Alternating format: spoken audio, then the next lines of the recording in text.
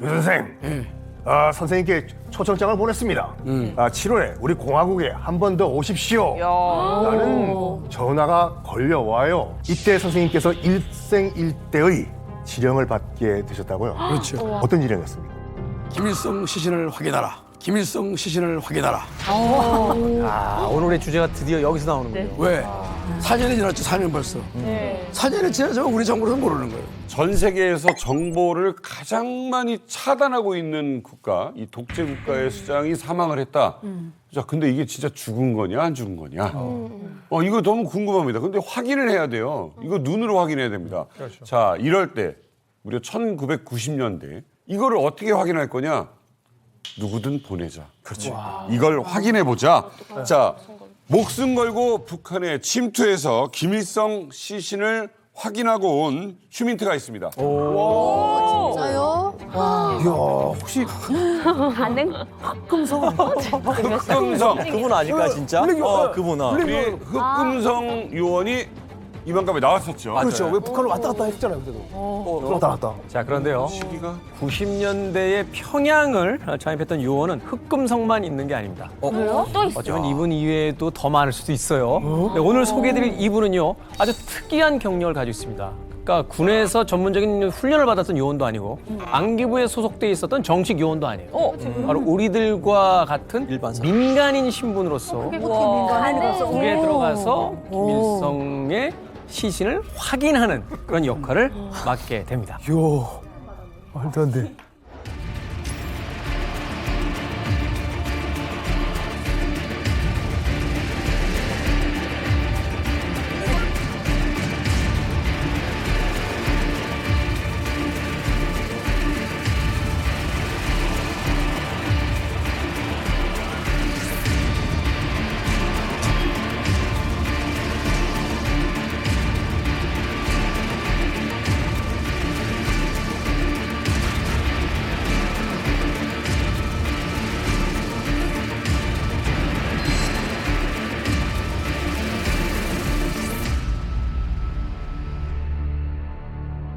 (1990년대) 김일성 시신을 확인하라라는 지령을 받고 실제로 북한 평양으로 가게 되는 그런 인물이 있습니다.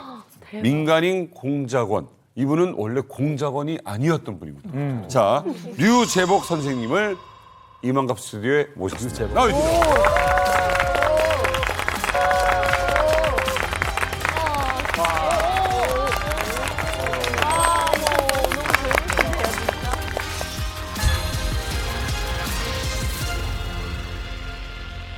아무리 생각해도 저는 근데 믿을 수가 없는 게 저 90년대에 어떻게 개인의 자격으로 가셨을까? 사업가가. 도대체 신분이 어떻게 되시는 분이세요? 초청장 같은 게 있으세요?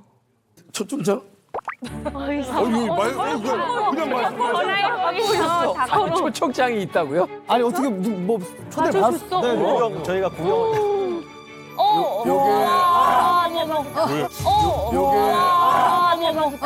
귀여운 거다, 이거. 요게 이제 제가 1차 초청장은 바로 정보기관에 들어갔고 네. 2차 초청장입니다. 요걸 받아서 제가 합법적으로 통일부의 승인을 받아서 갔다 온 거예요.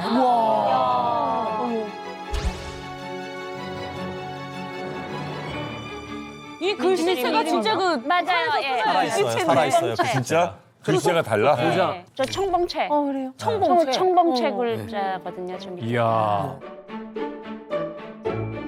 초청장 류재복 사장 앞 조선민주주의인민공화국 광명성 경제연합회는 경제협력 사업을 협의하기 위하여 귀측이 편리한 시기에 공화국을 방문하도록 초청합니다. 편리한 시간이네. 이 연합회는 해당 기관이 공화국 체류기간의 모든 편의를 제공하겠으며 신변 안전과 무사 귀환을 보장한다는 것을 알리는 바입니다. 경의를 표하면서 우와. 김진 기자님, 네. 이런 초대장을 받고 어딘가를 다녀오셨어. 네. 근데 그게 북한이야. 90년대 후반에 이 드물었어요. 이제 이중적인 신분을 살았던 거죠. 민간 사업가의 신분이지만 사실은 우리 정보사와 함께 손잡고 마치 비밀 요원 같은 활약을 했었고 급기야 성악까지 들어가잖아요. 굉장히 드문 우리에게는 휴민트였던 거죠. 다들 이 점이 궁금하실 것 같아요. 아니 흑금성처럼 군인 출신도 아닌데 중국에서 어찌 보면 민간 교류 사업을 하시던 류재복 선생님이 어쩌다 우리 정보사에 휴민트 역할을 하게 되셨을까? 그래서 제가 좀 취재를 해봤습니다. 취재 결과 한 가지 제가 흥미로운 기사를 먼저 발견했어요. 그때 당시 우리나라보다는 중국 내에서 더 유명한 분이더라고요. 기사를 하나 찾았는데 보시죠. 장구와 북과 꽹과리를 들고 온 류재복 선생이라는 제목의 기사인데 이게 96년도에 실렸는데 원래 실제 이 사건은 기사 보도 시점보다 2년 전의 일이었던 거죠. 네. 제가 이제 한중 수교 되고서 2년 만에 94년도에 제가 중국을 갔습니다. 네. 15일 동안 이제 다 돌아보고 내일이면 김포공으로 돌아가야 될 날이었어요. 근데 갑자기 막 그 바깥에 시끄러워진 겁니다. 나가 보니까 노인들이 한 20, 30명이 모였는데 우리 사물놀이죠. 장구, 북, 꽹과리 징인데 거기 없으니까 그런 게. 그러니까 징하고 꽹과리는 깨지고 북하고 장구는 찢어진 겁니다. 거기다 뭐 그냥 막 꼬매고 붙이고 야 제가 그걸 볼 때 선생님 뭉클했어요. 그래서 제가 노인회를 만났습니다. 하고 회장 노인을 만나가지고 회장님 제가 2달에 올 테니까 연락처를 달라. 치면 안 주려고 그래요. 왜? 그때만 해도 한중수기 이런 데 오고서 이미지가 안 좋았거든. 중국의 연변에 있는 저정도를 사기치고 말이지. 제가 오해를 받았습니다. 똑같은 말 아니냐. 그래서 내가 그건 아닙니다. 회장님한테 2달 후에 있습니다. 그리고 우선 제가 2달 후에 갔습니다. 인사동에 가서 북, 장구, 진, 꽹과리를 2번씩 산 거예요. 사가지고 제가 짊어지고서 갔다가 딱 주니까 노인네가 놀란 거지. 그들이 막 쏠라쏠라 하더니 부르는 거. 그러니까 조금 있더니 뭐 카메라 기다리니 막 오더라고. 그러니까 한중 수교 되고서 이러한 일을 한 사람은 저밖에 없는 겁니다. 2년 만에. 아침에 일어나니까 스타가 된 겁니다. 뉴스에 나왔어요. 중국 신문에. 민간 외교를 하신 거네요, 말하자면. 여기 이거 전달해 준 분들은 중국 동포분들. 다 중국 동포들이죠.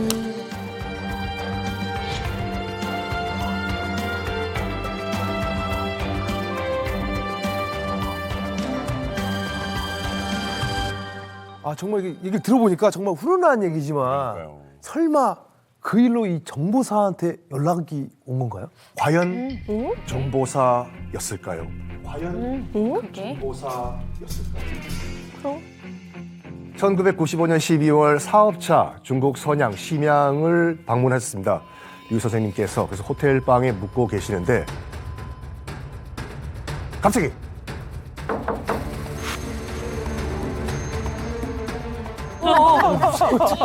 중국에 누가 있을까? 아는 사람도 없는데 그 누구지?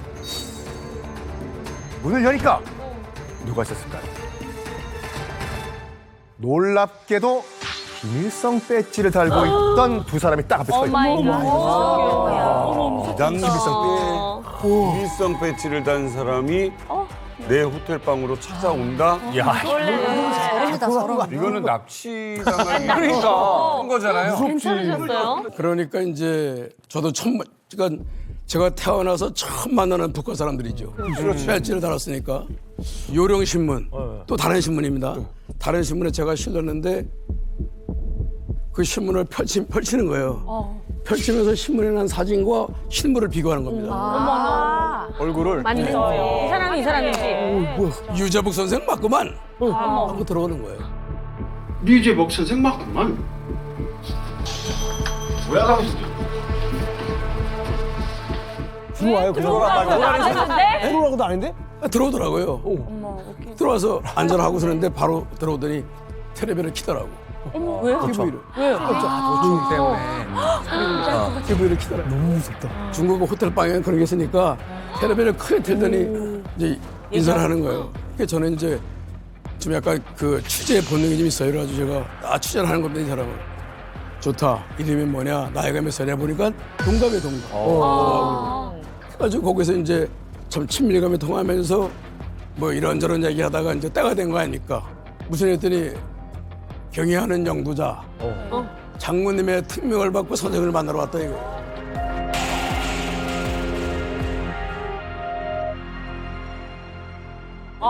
나 진짜.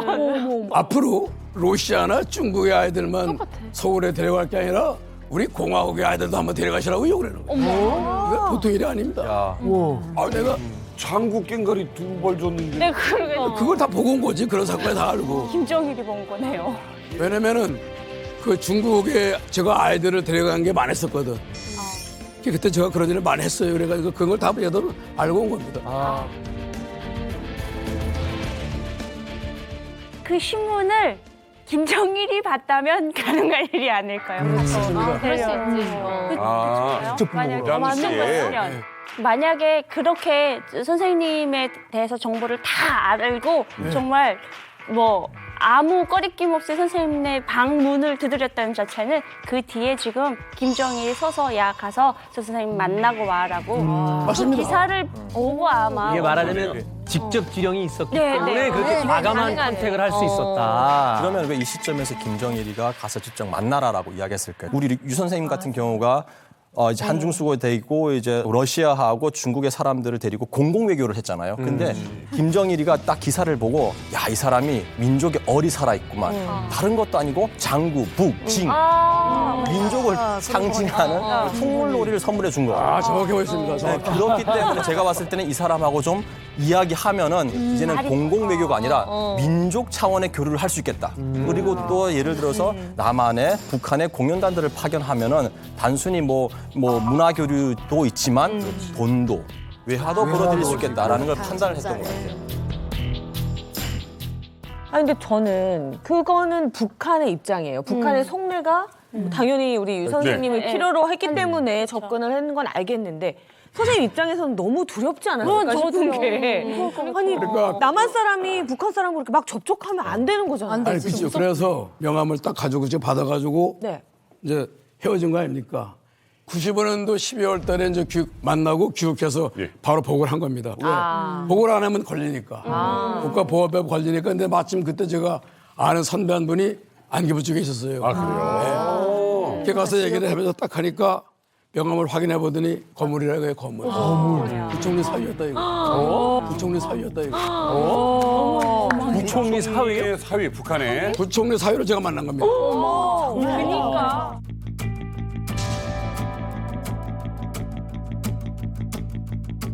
부총리 사위면 높은 거죠? 엄청 높은 거죠. 저희 일반인들은 부총리 사이 뒤통수도 못 봐요. 그 정도로 높은 입에도 올리지 못하지. 그러니까 이제 12월에 그 친구를 만나고 돌아와서 이제 보고를 한 거 아닙니까? 그랬더니 이제 너는 앞으로 우리 일에 아주 나서라 이거 앞장서라 이거지. 이왕 이렇게 된 거.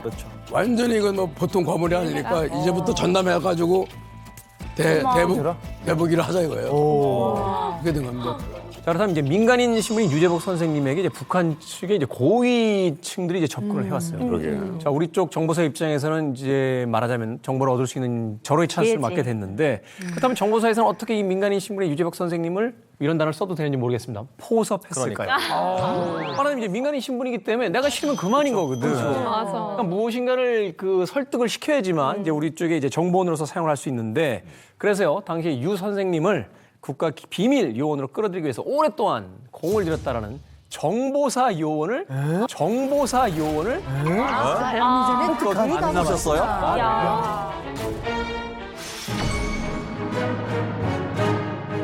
네, 69년 12월경서부터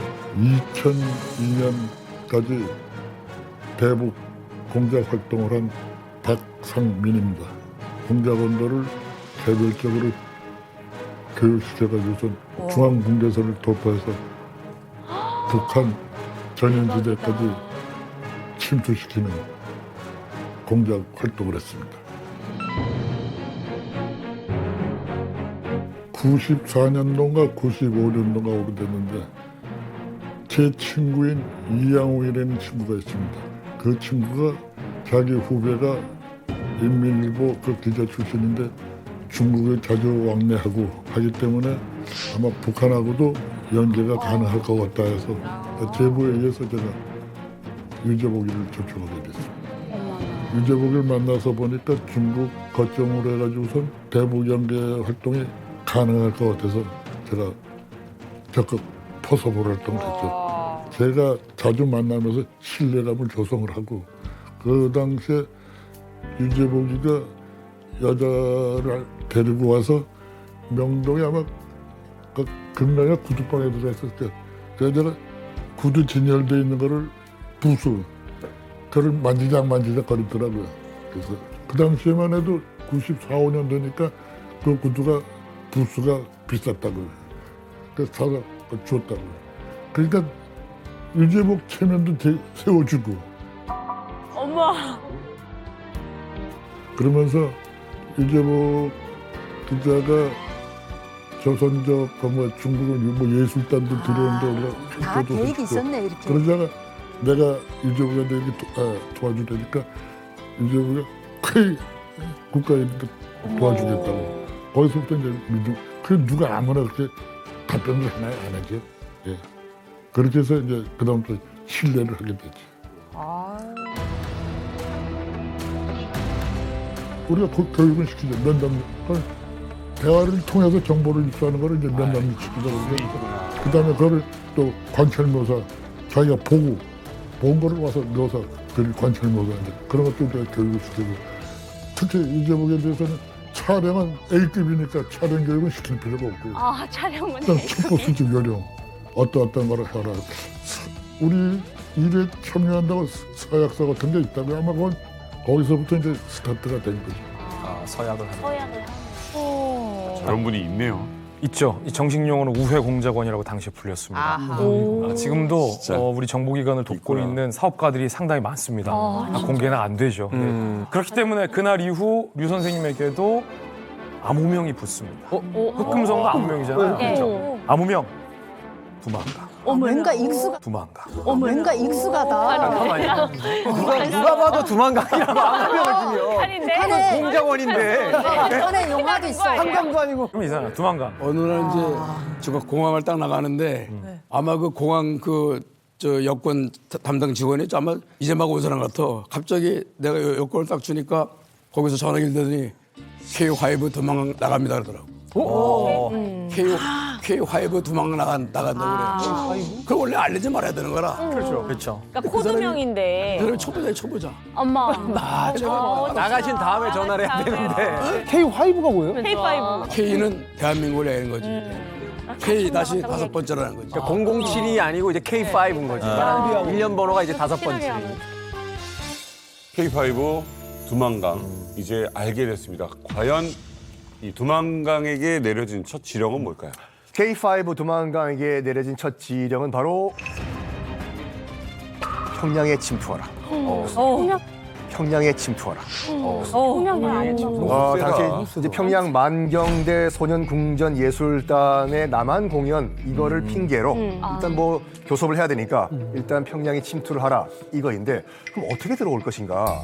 뭐 아까 말씀하신 것처럼 1995년 12월에 심양에서 만났던 이른바 그 부총리 사위 그 라인을 이용해 가지고 공식 초청을 받아서 정식으로 들어가라 이거예요.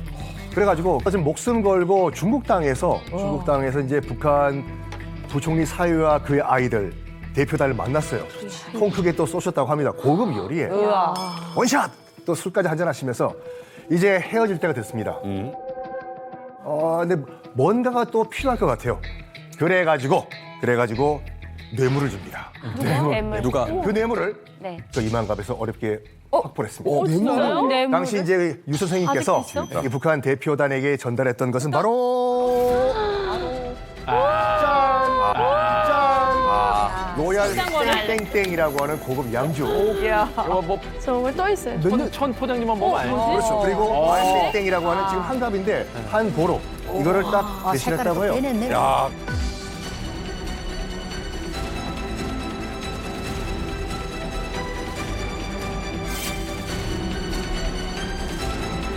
당시에는 이게 북한뿐만이 아니고요. 우리나라에서도 이 술병이 나오면 이거는 굉장히 그 술쟁이들끼리 흥분하던 술이에요.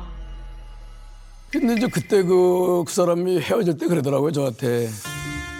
하여튼 유 선생님 오늘 너무나 선물 고맙고 제가 돌아가서 바로 보고하고 곧 연락을 하겠다. 북한 쪽 사람이. 그렇지. 예. 해가 바뀌었습니다. 96년 5월이 됐는데 전화가 왔어요. 딱 들으니까 그 사람이더라고. 그러더니 유 선생님 반갑습니다. 예, 저 아시겠죠? 예, 압니다. 이번 주 한 5일 후에 베이징 나오시겠습니까? 그러더라고. 무슨 일 했더니 우리 평양에서 높으신 분이 선생님을 보러 온다 이거야. 예, 알겠습니다. 끊었죠.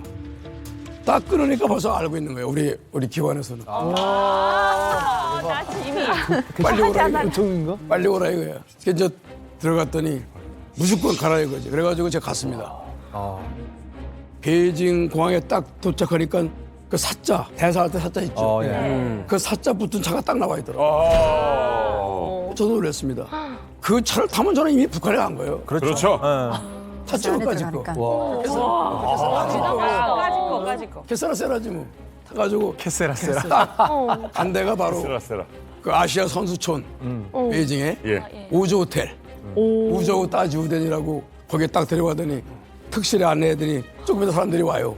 그 세 명과 제 그 파트너 저까지 5명인데 3명이 들어오자마자 저한테 딱 자기는 조평통의 국장이다. 그러면서 완전히 젠틀맨이더라고 보니까 완전 정장 딱 입고 이제 악수를 하고서 둘이 이제 얘기를 하고 있는 건데 나머지 따라온 사람들은 서가지고 딱 적는 겁니다.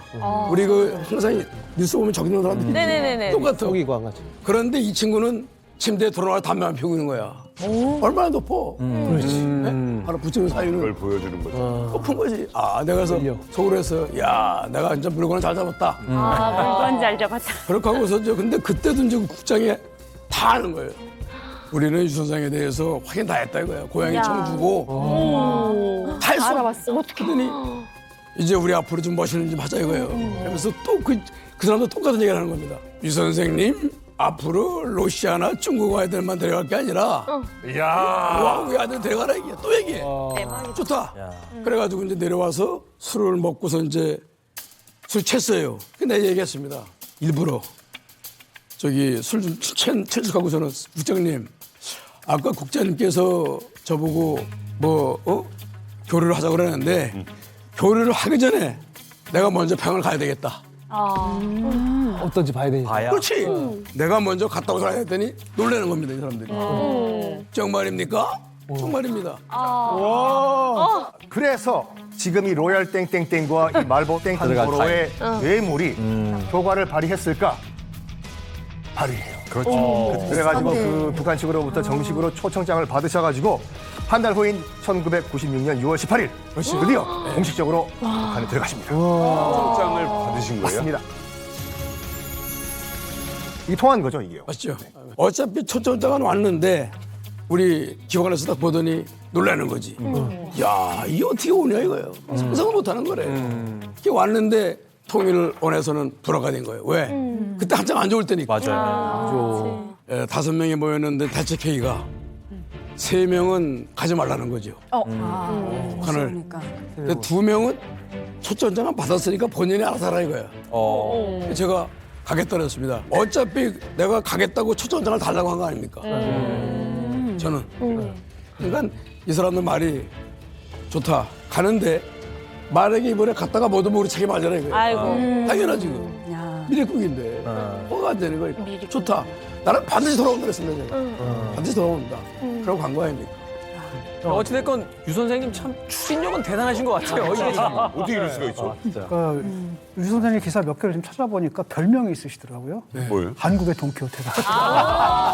보통 우리가 이제 사람을 두 유형으로 구별하잖아요. 맞아요. 햄릿형, 생각이 너무 많아서 행동을 못하는 사람. 돈키호테형, 이거저거 생각할 것 없이 일단 행동부터 하는 거. 행동파. 그러니까 목표를 향한 추진력이 굉장히 대단하신 분이에요. 그런데 흑금성 같은 경우도요. 이제 북한에 갔을 때 일종의 테스트를 이제 받았다. 그때 당시 굉장히 저희가 놀랬던 게 머리에다 총구까지 겨누는 테스트를 받았다라는 이야기를 했었는데 유재석 선생님도 그런 일종의 테스트를 받으셨지 않을까 하는 생각이 들거든요. 받았죠. 어떤 테스트였습니까? 그가 이제 1차 방북하고서 사흘째 되는 날이었습니다. 제가 1차 망복을 7박 8일 동안 했다 왔는데 사흘째 되는 날인데 점심을 먹었어요. 사람들이 와야 되는데 안 오더라고요. 한 3시쯤 됐는데 느닷없이 그냥 문을 열고 들어오는 거예요. 모르는 사람들이야.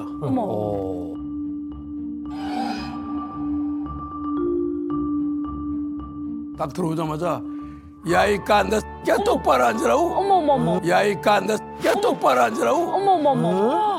아니, 들어오자마자요? 손에 놓고 들어오자마자 내가 뭡니까 했더니 똑바로 앉으라고 깐다 이렇게 이러는 거야. 어머머머. 똑바로 앉지 어떻게. 모르는 사람들이야. 누구야 그랬더니 당신 뭐야 그랬더니 내놓으라고. 뭐래? 방북증 내놓으라고 그러는 거야. 방북증. 초청장 있는 거 아니에요? 초청장을 줬어도 방북 허가 없다 이게 방북증. 투지권은 벌써 아는 거이 사람들이.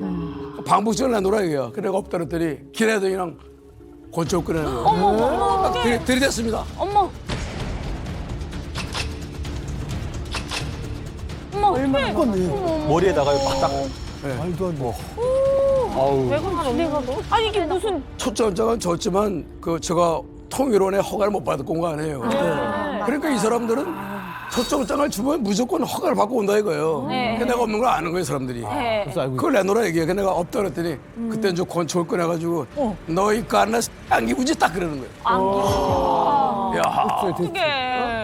거의 진짜 그때는 천당과 지옥을 오가는 겁니다. 그러게. 말 한마디 잘못하면 큰일 나는 거예요. 큰일 나는 거지. 목이 나라. 아니 솔직히 보내긴 보냈잖아.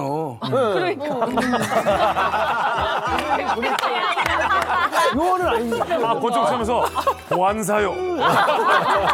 그래서 내가 나는 민간의 교관이다 그랬어 내가. 뭐라고? 민간의 교관? 빨리 권총 치워라. 그래서 내가 이제 스크랩을 꺼낸 겁니다. 스크랩. 스크랩? 무슨 스크랩? 스크랩을 이제 거기 있었던 스크랩을 내가 이렇게 딱 꺼내서 줬어요. 가지고 다니시던. 예, 딱 주더니 이 두 사람이 다 남겨. 딱 남기는 순간에 사진을 하나 본 거예요. 사진을 딱 남기더니 이 사진을 딱 본 겁니다. 이게 뭐예요? 누구예요? 러시아 대사지. 러시아 대사. 예, 요 사람이 그 당시 제가 친하게 지내던 일등 서기관입니다. KGB 요원이 이 사람이. 대한민국에 있는 사람이요? 그렇지.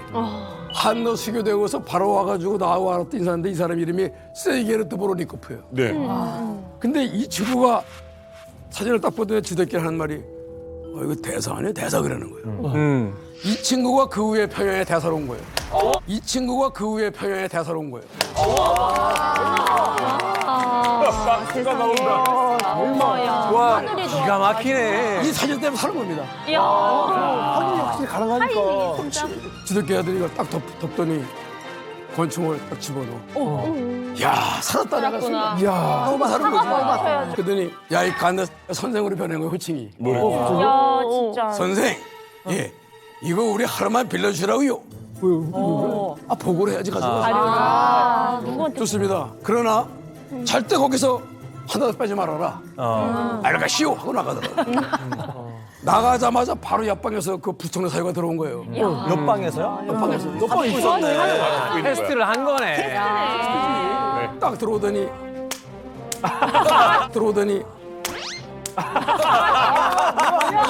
아니, 무슨 영화냐. 이렇게 쳤다고요, 진짜? 유 선생 대단합니다. 왜요? 여기가 서울입니까? 어디서 그렇게 큰 소리가 나옵니까? 다 듣고. 아 이분 간이 크셔요. 그러더니 이제 잘 된 거래.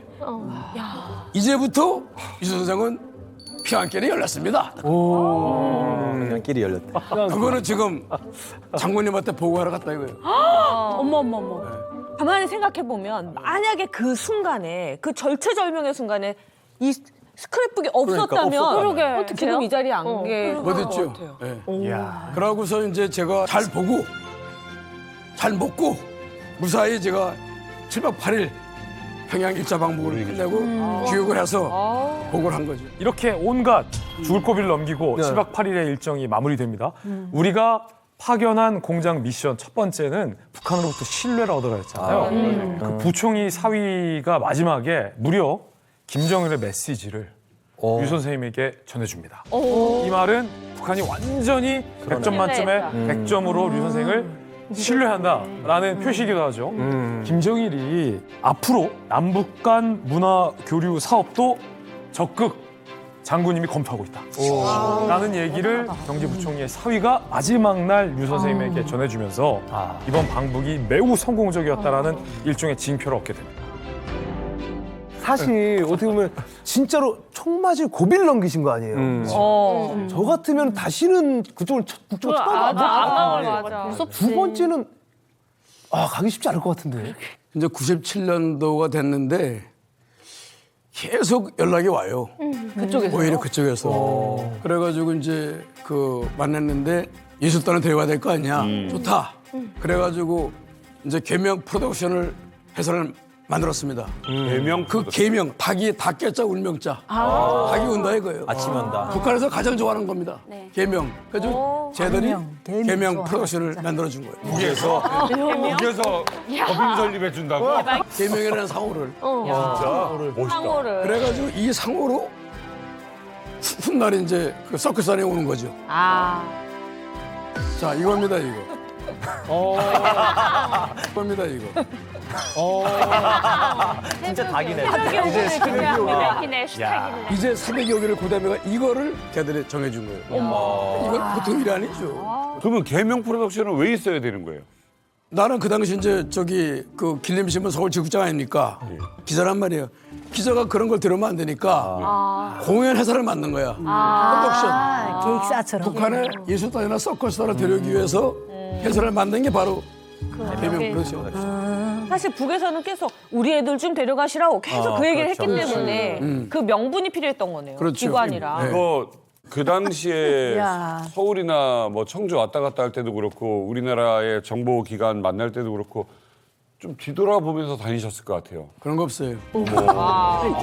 진짜 안 쫄으셨어요? 안 쫄았어요. 대단하시다. 믿으니까. 나는 우선 내 친구 부천의 사연을 믿었지. 걔하고는 보통 사역 안 했어요. 그러면서 이제 그 와중에 이제 97년도지라니까 칭다오에 이제 아들을 데리고 나왔어요. 그게 보니까 12살이라고 그래, 12살. 네, 제 나옵니다. 아유, 잘 먹어서 뽀동뽀동. 그런데 그래서 내가 그랬죠. 너 이놈에 뭐 할 거야 했더니 딱 부동자로다가 조선민주주의 인민국 최고의 외교가 되겠습니다 하더라고. 외교가. 외교관이 되겠다. 부총리 사위 아들인 거야. 그렇지. 손자인 거, 부총리의 손자. 너 아저씨가 뭐 하나 사줄겠더니 피아노 사주세요 그래, 피아노. 어머, 그것도 얘기를 해요? 필요한 거 없나? 사였습니다. 그러니까 다 2차가 또 이루어진 거예요. 그 비싼 거. 장난감도 아니고. 예. 그 후에 얘기를 하는 거예요. 조용히 청도에 왔으니까. 그러니까 이제 그 어머니가 고향이 안동이라는 거야. 우리나라. 남쪽. 어떻게든지 어머니를 좀 한번 한국 땅을 바꿔달라 이게 어머니 소원이라 이거야. 근데 여동생하고 같이 가게 해달라 이게야. 오케이. 우리 정부에서 안 들을 수는 없는 거 아닙니까? 그렇죠. 그렇잖아? 그렇죠. 그러니까 여권만 조선족 여권으로 만들어 오라 해가지고 제가 다 왔다 갔다 진짜 왔다. 아니 선생님 대박, 말씀하시는 이게 거예요 이게? 된다고? 지금 진짜 이게 실화예요? 싫어하죠. 우리나라 그 기관에서도 알고 있었나요? 다 알고 있죠. 안경에서 완전 안급이어서. 와. 장난 아니다. 지금도 상상하기가 쉽지 않은 일이거든요. 당시에 이제 남북 관계라는 것이 있는데 아무리 김정일이 허락을 했다고 해도 고위층 간부의 가족들이 한국에 남한에 왔다 갔나? 우리 정부로서는 우리 국가기관으로서는 도와줘야 될 거 아니에요. 도와줘야 하고 계속 이어질 거 아닙니까? 끊어지면 안 되니까. 그리고 또 김대중 정부 때 아니에요 그때가. 햇빛 정책이 있을 때니까. 그러니까. 그러네 뒤구나. 정말 이 남북한의 그 국경을 넘은 우정을 쌓아가는 가운데 1998년 6월 또르또르 하나의 또 국제전화가 걸려왔다고 합니다. 예. 그 전화를 받아보니까 유 선생, 선생님께 초청장을 보냈습니다. 7월에 우리 공화국에 한 번 더 오십시오. 라는 전화가 걸려와요. 이때 선생님께서 일생일대의 지령을 받게 되셨다고요? 그렇죠. 어떤 지령이었습니까?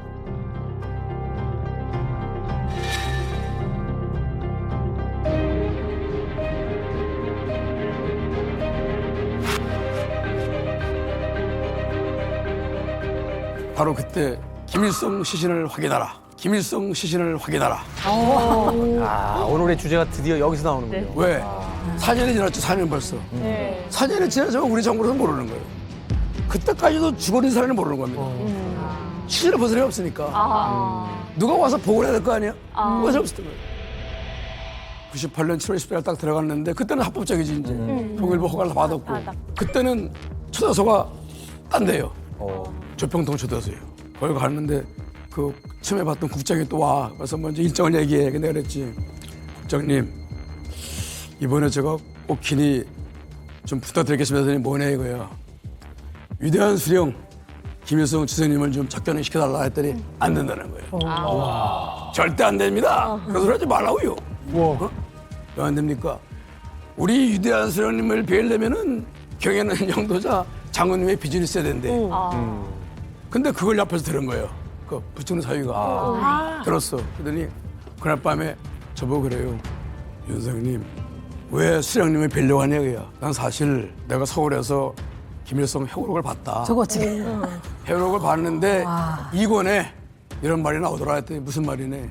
인간에게서 신념은 위대하다. 난뭐 싼 그러나 그 신념을 실천한 사람보다 위대하다 이거예요. 아니, 저는 이 내용이 놀라운 게 아니라 이걸 지금 말씀하셨다. 그 시점에. 그러니까. 그 내가 그걸 딱 얘기하니까 이 친구가 그래요? 그런 내용이네. 얘도 못 본 거야.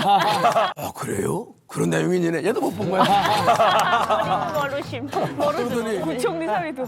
다음 날 오더니 선생님 내용이 있더라 이거예요. 이거네. 그래서 이제 제가 얘기를 하니까 알았대. 그래서 기다려보래. 이제 속으로 희망을 갖는 거지. 얘가 그래도 부총리 사위니까 뭐 될 거 아니에요. 희망 가진 거예요. 담측에서 간 사업가가 갑자기 그 순간에 회고록의 한 구절을 딱 얘기한 거. 적재적소에 필요한 한마디가 중요한 거네. 이거를 준비해 가신 건지 아니면 임기응변이었는지 아니죠. 궁금해요. 준비해갔죠. 그지? 머릿속에 무기로 가져가신 거죠? 그렇죠. 그러니까는 이분이 그걸 선생님이 그걸 남한 사람이 해고록을 읽어줬다는 자체가 완전 충격이잖아요. 그러니까 북한 사람들이 공감할 수 있잖아요. 깜짝 완전히. 진짜 최고의 승부입니다. 그러고서 딱 이제 일주일이 지났습니다. 야. 아침에 이제 조평도 과장이 오는 거야. 예. 윤 선생님, 빨리 양보 입고 나오시라고요. 차로 딱 걷어. 딱 도착했어요. 야, 정말 우리 청와대하고 비교하니까 비교가 안 돼. 거대한 궁전이지. 진짜 공전이. 개미 새끼 한 마리 없어.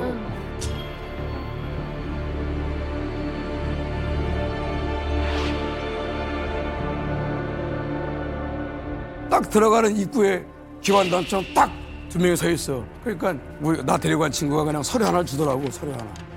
통과시켜. 근데 그 뒤부터가 문제야. 예. 여기는 엘리베이터가 아닙니다. 에스카레이터야. 그러니까 처음에 딱 1층 에스카레이터 들어오는데 암호 그러니까 736 통과. 이상한 나라지. 이상한. 그러니까 이제 또 2층 올라갈 때 암호가 또 틀려야 돼. 틀려 암호가. 2층 하면 또 다르고. 그러니까 이게 희한한 나라예요. 그래가지고 딱 6층이 나와서 7층에 딱 섰어요. 야, 그 노인네가 거대한 침상에 딱 누워 있는 겁니다.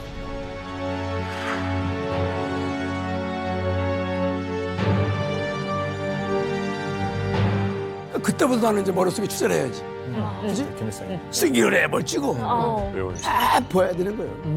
그러니까 이제 보니까 그 검버섯 꼭 그대로 입고 빨간 넥타이에 흰 와이셔츠, 혼색 양복에 이불 딱 덮어 놓이는 거예요. 근데 절대 이거 시신 아닙니다.